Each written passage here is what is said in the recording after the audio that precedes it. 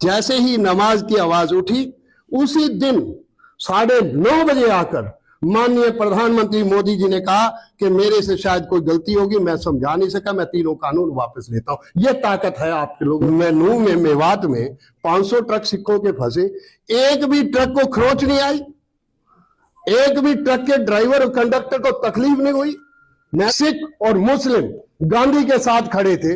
मैं पूछना चाहता हूं, हिंदू महासभा किसने बनाई थी? मैं पूछना चाहता हूं, 1925 में आरएसएस किसने बनाई थी? सवाल तो ये उठना चाहिए था। आज सिख और मुस्लिम केवल वोट है। आपको वोट चाहिए तो सिख और मुस्लिम है, चाहे किसी ढंग से चाहिए, चाहे उसको जिहादी बताओ, चाहे उसको खालिस्तानी बताओ, चाहे उसको आतंकवादी बताओ। जब तक सिख और मुस्लिम इस देश का हिस्सा है, इस देश के सेकुलरिज्म को कोई खतरा नहीं। 20 नवंबर 1949 को सरदार हुकम सिंह और सरदार भूपिंदर सिंह मान दो कॉन्स्टिट्यूएंट असेंबली के मेंबर्स थे। उन दोनों ने 26 नवंबर 1949 को, जिस दिन इस कॉन्स्टिट्यूशन को अडॉप्ट किया जाना था, वो वॉकआउट कर गए। वॉकआउट क्यों किए? अगर आज आप और हम समझ जाएं तो हमें पता लग जाएगा कि वॉकआउट क्यों की। सरदार हुकम सिंह जी ने कहा कि जो हमारे साथ वायदे गांधी, नेहरू और कांग्रेस ने किए थे, उन वायदों को इस कॉन्स्टिट्यूशन में लिया ही नहीं गया, इसलिए हम इस कॉन्स्टिट्यूशन से को रिजेक्ट करते हैं और हम इस कॉन्स्टिट्यूशन पर दस्तखत नहीं करेंगे। यह सरदार हुकम सिंह और भूपिंदर सिंह मान का ये एड्रेस भी है और ये उन्होंने लिखा भी है। मैंने किताब 75th of the constitution of India पर मैंने अपनी किताब उनको समर्पित भी की। दो बात और सुन, उन्होंने डॉक्टर अम्बेडकर की एक बात की, कॉन्स्टिट्यूशन के आर्टिकल 25(2)(b), वकील साहब बैठे हैं इसलिए मैं बात आराम से करना चाह रहा हूं कि ताकि उनके जहन में आ जाए, और अगर मेरे से कोई गलती हो तो रेक्टिफिकेशन के लिए भी वो किया जा सकता है, मुझे कोई इस पे अहम। उसमें कॉन्स्टिट्यूशन की आर्टिकल 25(2)(b) में ये लिख दिया कि हिंदू इंक्लूड्स बौद्ध, जैन एंड सिख। जब बौद्ध, जैन एंड सिख लिख दिया तो मेरा सवाल ये था कि फिर हिंदू कौन है?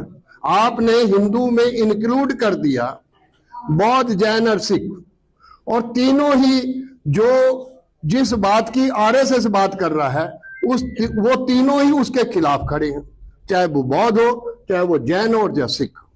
और डॉक्टर रतन लाल जी बैठे होते तो मेरा सवाल एक और था।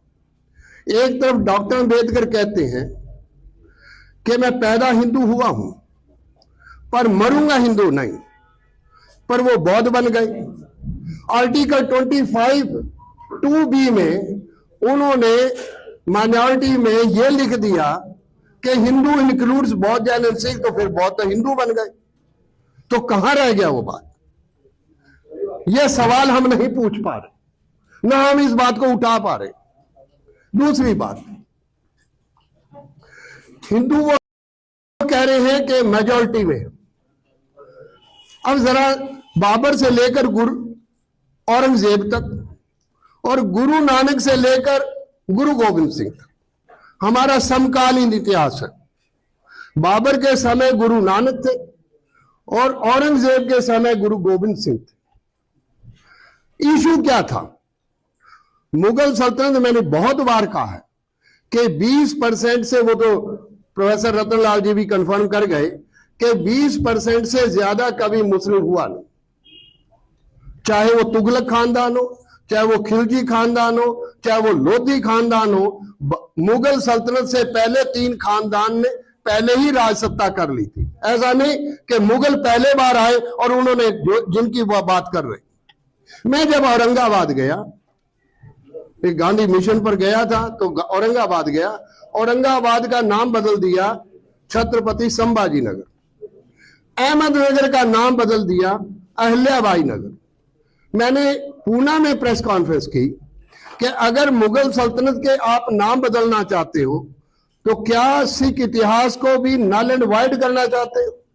क्योंकि औरंगजेब के पास दया सिंह और धर्म सिंह 2 पंज प्यारे थे जिनको जफरनामा लेकर भेजा गुरु गोविंद सिंह ने, और जो जफरनामा वहां प्रेजेंट किया औरंगजेब को, और औरंगजेब ने जैसे ही वो पढ़ा उसके बाद 10 दिन भी औरंगजेब जी नहीं सका, और उनको ठहरने के लिए और उनको निमंत्रण दिया कि आप दिल्ली में आए, ये मोती बाग गुरुद्वारा उसी के रेफरेंस में है और हम वहां बैठकर बात करेंगे, अगर मेरे से कोई गलतियां हुई हैं तो मैं उसके लिए माफी भी मांगूंगा। ये इतिहास के वो पन्ने हैं जो हम पढ़ना नहीं चाहते। अभी डॉक्टर रतन लाल ने एक और बात कही कि ये भी डॉक्टर अंबेडकर ने किया कि एससी और एसटी को तब तक रिजर्वेशन अवेलेबल है जब तक वो हिंदू है, अगर वो हिंदू नहीं तो रिजर्वेशन नहीं मिल सकती। तो मैं पूछना चाहता हूं डॉक्टर अंबेडकर से कि आज जो आप कह रहे हैं कि हम माइनॉरिटी में हैं, तो आप तो मेजॉरिटी के साथ खड़े हैं। 22.5% की पॉपुलेशन आपने अपनी जेब में डालकर उनको दे दी है, तो सत्ता कौन चला रहा है? तो रतन लाल जी ने ये बात क्यों नहीं बताई? फिर ये बात भी बता देते।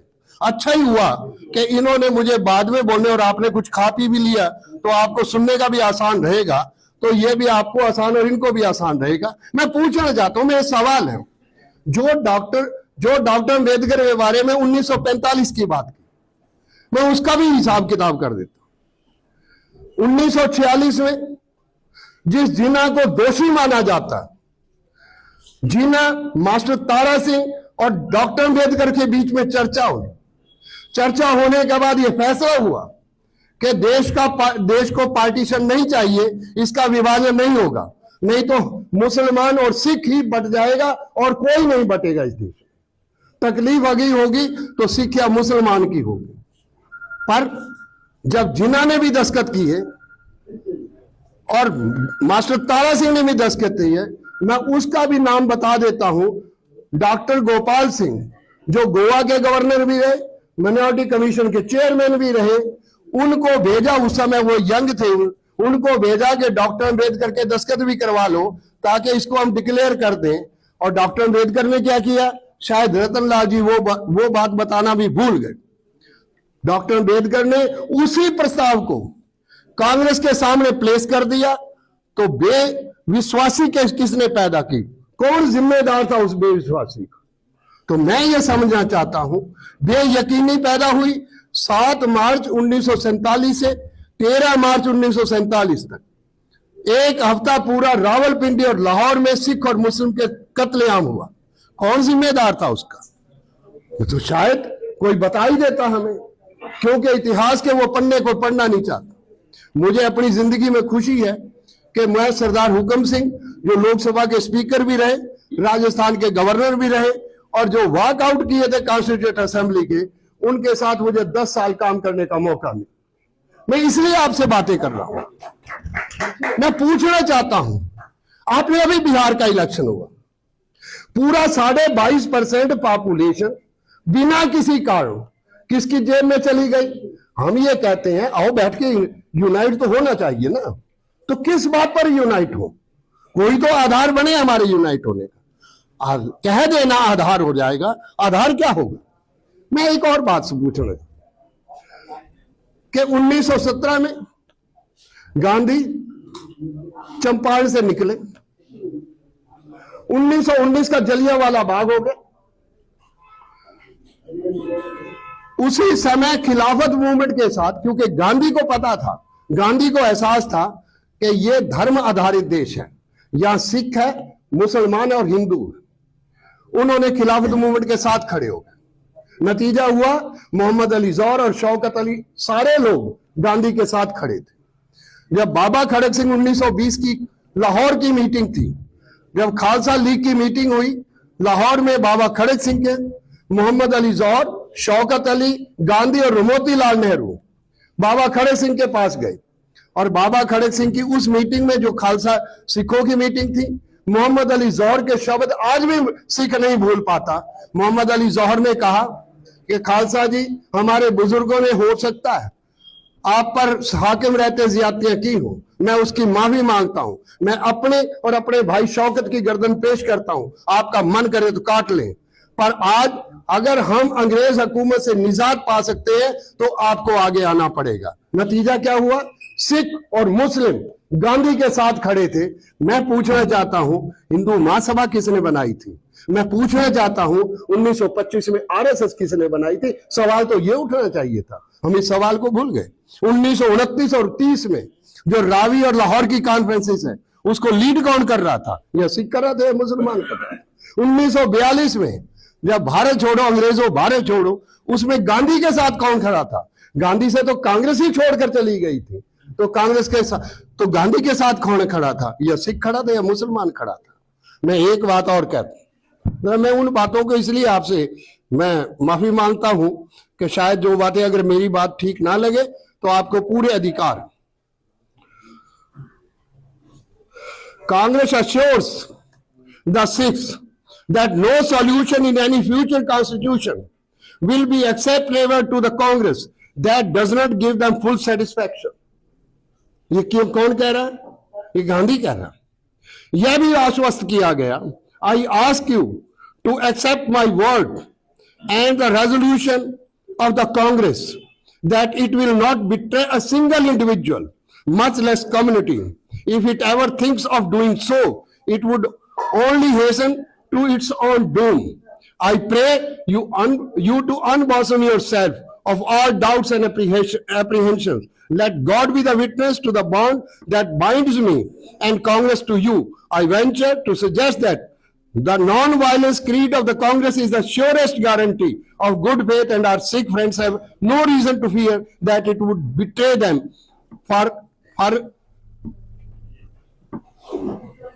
For the movement, if it does so, the Congress would not only thereby seal its own doom, but that of the country too.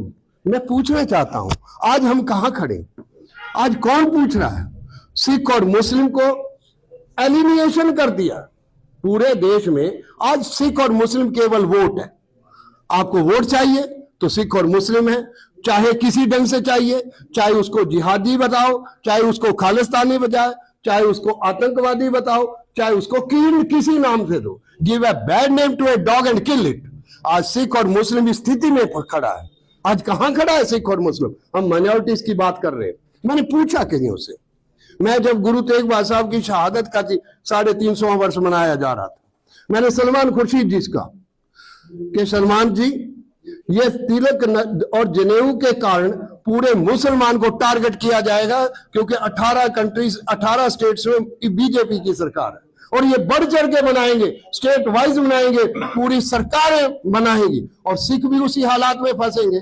तो मैंने सलमान जी से कहा कि क्या हम इसको होने दें या इसके सामने कोई ना कोई अपनी बात तो कहें, अपने रिजॉल्व तो करें, अपनी बात तो कहें। मुझे खुशी है कि सलमान खुर्शीद जी ने कहा इंडिया इस्लामिक सेंटर में हम इसका प्रोग्राम रखें। मेरे साथ मेरे दोस्त बैठे हैं, वो सलमान खुर्शीद से मेरे साथ ही गए थे। मैं शुक्रिया अदा करता हूं सलमान खुर्शीद जी का, जिन्होंने हिम्मत दिखाई। 50 साल में मैंने कभी नहीं अपनी जिंदगी में देखा जहां सिखों गुरु तेग बहादुर साहब की शहादत मुसलमानों ने आगे होकर मनाई हो। 24 अगस्त का सम्मेलन था, इंटरनेशनल सम्मेलन हो गया, इसका मैसेज बहुत बड़ा गया। दूसरा मैसेज गया, फिर जयपुर में हुआ, अभी 4 जनवरी को पूना में किया जा रहा है ताकि लोगों तक इस बात को पहुंचे।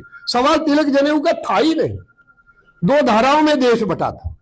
एक जो अपर कास्ट था, वो तो रतनलाल जी बता गए कि जो अपर कास्ट था वो तो मुगल सल्तनत का प्रशासन पर काबज पूरे का पूरा वो उसके पास था। मुसलमान के पास कहां काबज? तो राज सत्ता करते एम्पायर। सत्ता किसके पास थी? सत्ता उसी 12-15% पे जो आज भी सत्ता कर रहे, जो ब्रिटिश के समय भी सत्ता कर रहे, सत्ता उन्हीं के पास थी। बाकी तो शोषित था। जो शोषित की बाह गुरु नानक ने पकड़ी और गुरु नानक और गुरु गोविंद सिंह तक शोषित के साथ खड़े रहे, उसकी बात कहने चले। औरंगजेब ने कोई जालमाना कोई वारंट इशू गुरु तेग बहादुर साहब का नहीं किया था कि मैं आपको वारंट करता हूं, आप आओ और हाजिर हो जाओ और मैं आपको कत्ल करूंगा या आपको शहीद कर दूंगा। ये सवाल ही नहीं था। जिन लोगों ने इतिहास का लिखा, क्योंकि इतिहास ना पढ़ना और जो इतिहास पढ़ना वो उसी तरह पढ़ना जो किसी ने लिख दिया, सच्चाई को समझना है। और हम दूर होते चले, हम एक दूसरे के विरोधी खड़े हो गए। हम कहां खड़े थे? मेरा सवाल यह था कि मुझे खुशी हुई कि इस बात को हमने सामने लिया गया और इस बार जब हम जयपुर में भी गए और अब पूना में भी पूरा में हमने कहा कि मराठा लोगों को सामने आना चाहिए, या हमने लोगों को कहा जाटों को आगे आना चाहिए। ये तो इसी शोषित समाज के लोग हैं, ये सारे इसी शोषित समाज के लोग हैं, इनको क्यों नहीं आगे आना चाहिए? सवाल ये, क्या रतन लाल ये हिम्मत कर पाएंगे कि 22.5% को जो हिंदू के कारण रिजर्वेशन मिली हुई है उस पर कोई हस्तक्षेप कर पाएंगे? उसको छोड़ने की हिम्मत रखता है कोई? उसको छोड़ने की कोई हिम्मत रखेगा तभी इस रास्ते में, तभी माइनॉरिटी की बात करेगा, नहीं तो खड़ेगा कैसे? तो सवाल ये उठना चाहिए था। मैं केवल कुछ बातें इसलिए आपसे कह दी कि आज मौका है कौम के लिए। मुझे याद है, मुझे मोहम्मद अदीब ने जब वहां गुड़गांव में नमाज अदा नहीं होने देते थे पार्क में, मैंने कहा अगर ऐसी ही बात है तो और गुरुद्वारे में हम अरेंजमेंट कर देते हैं, आप गुरुद्वारे में मुझे पता है कि कितना मेरे ऊपर पूरे आरएस पूरा बाजार मेरे खिलाफ तख्ते लेकर खड़ा था। मुझे याद है कि वो दिन मेरे लिए कैसा होगा, मेरे परिवार के लिए दिन कैसा होगा, मैं उस दिन को भूलता नहीं। पर जब मैंने उनको कहा कि आओ 11 बजे मैं प्रेस कॉन्फ्रेंस करूंगा, गुरुद्वारे में ही करूंगा, तो आप वहीं आ जाओ, वहीं हम आपसे बात करेंगे। मुझे खुशी है कि मैंने वो बात कही। सुदर्शन टीवी वाला है, मैं कहता तू तो मेरे साथ ही बैठ जा, क्योंकि जितना प्रचार तू करेगा शायद ही कोई प्रचार कर सके, तू तो ज्यादा प्रचार मेरा करेगा। मैं तो तुझे इसीलिए तू आया, तो बहुत धन्यवाद तेरा, आभार व्यक्त करता हूँ। मैं समझता हूं कि आज मैं अगर आप और आपके बीच में खड़ा हूं केवल और केवल इसलिए कि मुझे वो आवाज मेरे लिए नियामत साबित हुई जो मैं आपके बीच में आ गया। नहीं तो मुझे कौन पूछ रहा था? यहाँ तो प्रोफेसरों को, वकीलों को पूछते हैं, मेरे जैसे आदमी को कौन पूछने लगा था? इसीलिए तो इन्होंने भी जब खाना खुना खिला लिया, उन्होंने कहा सरदार जी को भी हम दे देते हैं, तो ये जरा दिए भी थोड़ा बात अपनी बात चर्चा कर जाएं। तो मुझे भी खुशी है, जब आपने खा पी लिया तो मैंने भी अपनी बात कर दूं। तो सवाल इसलिए मैं सरदार हुकम सिंह जी ने एक बात और कही थी 1973 में, उन्होंने कहा जब तक सिख और मुस्लिम इस देश का हिस्सा है, इस देश के सेकुलरिज्म को कोई खतरा नहीं। आज हमारी और आपकी ड्यूटी है कि इस देश को अगर सेकुलरिज्म को बचाना है, आपकी और मेरी ड्यूटी है कि हम ही इस देश के सेकुलरिज्म को बचा सकते हैं। आपको याद है, केवल नमाज की बात हमने की थी। अगले दिन जिस दिन नमाज अदा होनी थी, 19 नवंबर का दिन था, गुरु नानक का पर्व था। देश के माननीय प्रधानमंत्री जी 13 महीने किसान बैठे रहे, बरसात गर्मी सर्दी सब होगी, उन्होंने किसी ने उनको आतंकवादी का, खालिस्तानी का, सब कुछ का किसी ने नहीं पूछा। 800 आदमी भी शहीद करवा लिए, किसी ने नहीं पूछा। जैसे ही नमाज की आवाज उठी, उसी दिन 9:30 बजे आकर माननीय प्रधानमंत्री मोदी जी ने कहा कि मेरे से शायद कोई गलती होगी, मैं समझा नहीं सका, मैं 3 कानून वापस लेता हूं। यह ताकत है आपके लोगों की, शायद इस ताकत को आप नहीं समझ पा रहे। यह है माइनॉरिटी। सत्ता अगर इस देश में से किसी ने ली है तो या तो सत्ता मुस्लिम के हाथ थी, या सत्ता महाराजा रणजीत सिंह के सिख राज की थी। अंग्रेज ने सत्ता या तो आपसे ली या हमारे से ली। दूसरे आदमी से कहां सत्ता ली? कोई मुझे यह बता दे कि इनके हाथ से सत्ता ली जो सत्ता में बैठे हैं। पर क्योंकि हम आवाज उठा नहीं सके, हमें जो हमारे बच्चे हैं, मैं कईयों को कहता हूं, इन बच्चों को अपने काम पे लगे रहने दो। ये जो 50 साल से ऊपर के लोग हैं ना, इनको तो कम से कम बाहर आ जाओ। तो तुमने रोटी खानी सब खा ली है, क्या हो जाएगा तुम्हें और क्या हो जाएगा मुझे? मैं समझता हूं कि आज जरूरत है हम सबको एक होने की। मैं तो समझता हूं गुरु तेग बहादुर साहब का जो शहादत का 350वां वर्ष आया, ये भी मेरे लिए नियामत आ गया। जब मैं सलमान खुर्शीद जी से, मोहम्मद अदीब से और बाकी सबसे कहा, IMCR सलमान खुर्शीद जी ने IMCR को कहा कि इसका खर्चा कोई एक नया पैसा दया सिंह के ऊपर नहीं लगना चाहिए, सारा खर्चा हम करेंगे। श्रोमणी गुरुद्वारा प्रबंधक कमेटी से, केंद्रीय सिंह सभा से सब लोग आए। मुझे एहसास है कि आज जरूरत है हम दोनों की, और बड़ी ताकत है आप लोग, ऐसा नहीं है कि आपके पास ताकत है। मैं तो उनसे पूछना चाहता हूं, मैंने वामन मेश्राम जी आए, आज तो कुदरती चले गए, तो हो सकता है कि मैं बात कर ही लेता।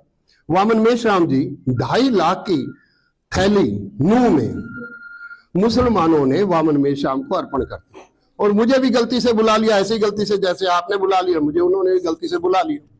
तो मुझे उन्होंने बुलाया और मैंने कहा, वामन मेश्राम जी, 1984 में सिखों के गले में टायर कौन डाल रहा था? मुझे जरा यही बता दें। सिखों को आग में झोंक कौन रहा था? उनकी दुकानें कौन लूट रहा था? ये आपसे ही लुटवाई थी, आपके ही लोगों ने सारे काम किए थे। ये कोई भी मुसलमान, नूह में, मेवात में 500 ट्रक सिखों के फंसे, एक भी ट्रक को खरोच नहीं आई, एक भी ट्रक के ड्राइवर और कंडक्टर को तकलीफ नहीं हुई।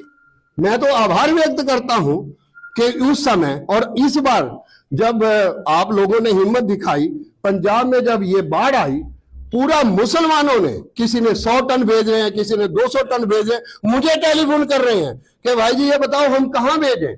मैंने सरदार बख्तावर सिंह जी को कहा कि आप वहां जाओ और जहां जहां चाहिए वहां इतने ट्रक आ गए। तो आप लोगों ने तो बहुत हिम्मत की। आप तो, आपका कैसे आभार हम छोड़ सकते हैं कि आपका आभार व्यक्त न कर। तो सवाल ये है कि इस समय जरूरत है, मैं ये नहीं कहता, ना तो हिंसा से कोई रास्ते सुलझते हैं, ना हिंसा से, चाहे वो सिख हो, चाहे मुस्लिम हो, चाहे कोई हो। हमें तो एक लाइन जब मैंने आपको कही, give a bad name to a dog and kill it, हमें तो उस रास्ते पर खड़ा कर दिया लाकर। हमें किस रास्ते पर खड़ा कर दिया?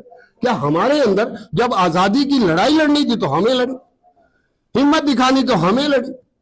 पर डॉक्टर अंबेडकर से मैं पूछना चाहता हूं, जो डॉक्टर अंबेडकर ये कह रहे थे कि सारे मुसलमानों को, इतिहास का वो पन्ना भी पढ़ के दिखा जाते कि last lectures of doctor Ambedkar, उन्होंने कहा कि सारे मुसलमानों को पाकिस्तान मिल गया, इसलिए उनको पाकिस्तान चले जाना चाहिए, यहां उनका स्वभाव नहीं मिलता। तो डॉक्टर अंबेडकर किसका काम कर रहे थे? मुझे यही बता दें डॉक्टर अंबेडकर, और रतनलाल जी भी बता दें और बाकी बता दें। तो सवाल इस बात का है, मैं किसी का विरोध, मेरे पास कांग्रेस के, मुझे दिग्विजय सिंह मिले भोपाल में, मेरा एक लेक्चर था गांधीयन पर, तो मेरा वो कहने लगे मैं तो आपको ही सुनने आया था। तो मैंने ये कहा कि सवाल इस बात का है कि हम लोगों ने शहादतें दी हैं, कुर्बानियां की हैं, आज भी कुर्बानी कर रहे हैं। ये देश किसी का नहीं है, इस देश की आजादी के लिए हमने कुर्बानियां की हैं, तो ये देश हमारा है, हमें इस देश के लिए कमिटेड है। हाँ, हमें ये ध्यान रखना चाहिए, आज सत्ता पर कौन बैठा है? टोटल 15% पॉपुलेशन इस समय पूरे राज कर रही, पूरा 15%। 22.5% को अगर मैं उनके साथ जोड़ दूं तो 37%।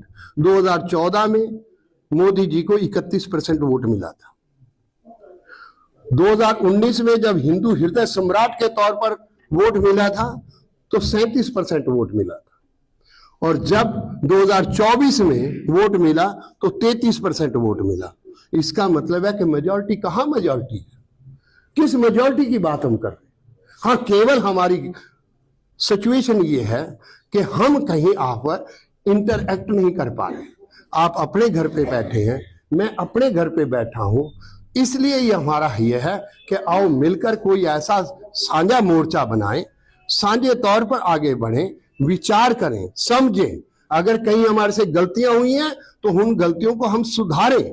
कोई ये देश हमारा है, इसमें कुर्बानियां की हैं, इसमें शहादतें दी हैं। इसलिए मैंने कईयों को कहा कि मैंने कहा सिख तो मेजॉरिटी में है ही नहीं, आप सिख को मेजॉरिटी में आके हिंदू की डिफाइन कर दो, अभी पता लग जाएगा हिंदू कितने % है। अगर वकील साहब बैठे हैं, अगर 1901 का प्रस्ताव जो बाल गंगाधर तिलक ने अंग्रेज हुकूमत के सामने रखा था, मैं वही एक्सप्लेन कर देता हूं कि अंग्रेज ने पूछा कि ये मुसलमान होते हैं, ये सिख होते हैं, हिंदू कौन होते हैं? तो प्रस्ताव में क्या लिखा गया कि हिंदू जो है ब्राह्मण, राजपूत, ठाकुर और वैश्य, ये हिंदू है, तो बाकी तो हिंदू है ही नहीं। फिर एक नया, मैं वकील साहब से कंफर्म कर ले बाद में, अगर मैं गलत हूं तो मैं रेक्टिफिकेशन के लिए तैयार हूं। नतीजा क्या हुआ कि अंग्रेज ने एक तरफ हिंदू तो 12% 14% रह गए, और बाकी रह गया शोषित वर्ग, जिसको एक्सप्लॉइटेड क्लास का। और डॉक्टर अंबेडकर ने क्या किया? 1932 में जो पूना पैक्ट हुआ, पूना पैक्ट में डॉक्टर अंबेडकर ने 2 हिस्से बना दिए शोषित के, एक दलित हो गया और एक एक्सप्लॉइटेड, जिसको ओबीसी कहा जा रहा है। ये एक्सप्लॉइटेड क्लास है। ओबीसी तो हमारे साथ खड़ी थी ना, आज भी ओबीसी हमारे साथ खड़ा। तो मेरा ये कहना है, मैं ज्यादा समय ना लूं, आपको बहुत समय लिया, लंबा समय हो गया, मैं केवल आपको ये कहूं कि आज ये देश हम सबका है। अभी चर्चा चली वंदे मातरम की। मैंने कहा कि वंदे मातरम ना तो सिख मानते हैं ना मुसलमान मानते हैं।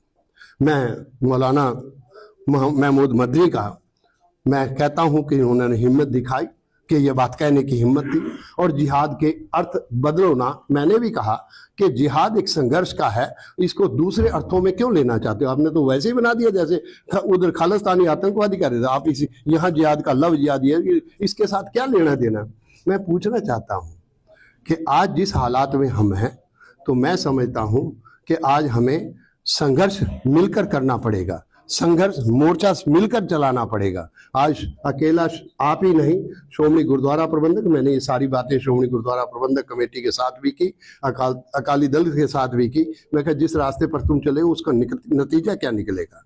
इसलिए ज़रूरत इस बात की है केवल कि हम सबको मिलकर आगे बढ़ने की ज़रूरत है। ये देश, हमें ये समझना चाहिए ये देश हमारा है, हमारे बुजुर्गों ने इस देश को बनाया है। अगर हिंदुस्तान को बनाने वाले गुरु तेग बहादुर, असम का समझौता अगर किसी ने करवाया था तो औरंगजेब के समय और गुरु तेग बहादुर ने कराया। ढाका आज भी गुरुद्वारा ढाका में है। तो मैं समझता हूँ कि हिंदुस्तान को वृद्ध हिंदुस्तान अगर किसी ने बनाया, अगर औरंगजेब जालिम था, मैंने कईयों को कहा कि अगर मैं बात मान लेता हूँ आप औरंगजेब जालिम था, तो ये जो बंगला साहब गुरुद्वारा है ये राजा जयसिंह का बंगलो था। औरंगजेब की सहमति के बिना वो कैसे ठहर सकते थे? पूरा देहरादून आपने बाबा राम राय जो 7वें गुरु के बेटे थे बड़े, औरंगजेब ने पूरा देहरादून उन्हीं के नाम दे दिया। तीसरी बात मैं कह दूं, हरमंदिर साहब अगर किसी ने देखना हो, गोल्डन टेम्पल, उसके 4 दरवाजे हैं, आने जाने का रास्ता केवल एक है और वो भी पश्चिम की तरफ खुलता है। उसका जो गुंबद है वो इस्लामिक है, उसका आर्किटेक्ट हरमंदिर साहब का इस्लामिक है। इन बातों को हमें समझना चाहिए। पहली मस्जिद करतारपुर में अगर किसी ने बनाई तो छठे गुरु जो गुरु हरगोबिंद साहब ने, और आज भी वो मस्जिद ऐतिहासिक मस्जिद है। इसलिए ये कुछ हमारे रिश्ते हैं। और औरंगजेब ने अगर 8वें गुरु की फौत यहीं बंगला साहब में हुई चेचक के कारण, ये जो आपके सामने सराय काले खां के पास यमुना के ऊपर जो गुरुद्वारा बाला साहब है जहाँ हॉस्पिटल भी बन रहा है, ये औरंगजेब ने ही भेंट की ताकि उनका संस्कार यहाँ कर लिया जाए। तो मैं समझता हूँ, मैंने सिखों को कहा, मैं कहा मुझे कोई तो एक ऐसा इंस्टांस बता दो जो औरंगजेब ने कोई जालमाना काम किया हो। अगर ये शहादतें हुई, इसके पीछे की शहादतें साजिशन हुई। जो अपर कास्ट हिंदू सत्ता में बैठा था वो कभी नहीं चाहता था कि गुरुओं के संबंध मुगलों के साथ इतने नजदीकी हो जाए और हमें बाहर निकलना पड़े। वो अपनी सत्ता के लिए सारे ही काम कर रहे थे। इस बात को कोई समझने के लिए तैयार नहीं। बहुत बहुत शुक्रिया।